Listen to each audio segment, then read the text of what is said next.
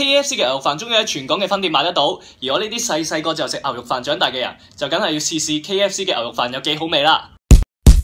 歡迎翻到嚟爹爹啊，我係 Alpha，咁喺附近嘅 KFC 咧就買咗牛肉飯，呢度一個餐成為45蚊，有牛肉飯有葡撻，喺 KFC 嘅官網仲出咗5蚊嘅 coupon，所以呢餐咧就總共係40蚊嘅。打開咗個飯之後咧就有啲牛肉喺度啦，氣味方面咧同吉野家嘅牛肉飯都差唔多，而汁醬上面就比吉野家多啲啦。咁佢分開2層包裝，一個係牛肉，一個係飯，啲飯聞落有白汁雞皇味喎。咁而家開始試食。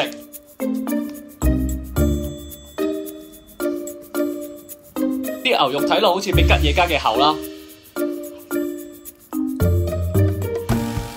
味道方面我覺得比吉野家嘅牛肉飯更加惹味。試一啖飯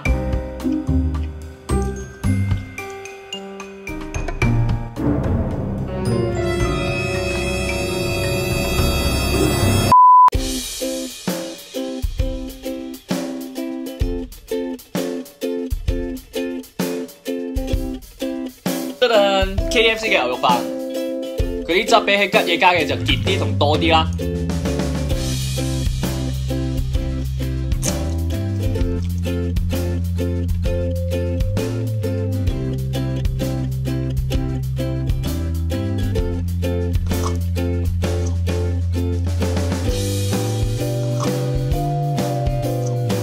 我覺得 KFC 嘅牛肉飯都值得一試，不過你要我揀嘅話，我都會揀返吉野家嘅。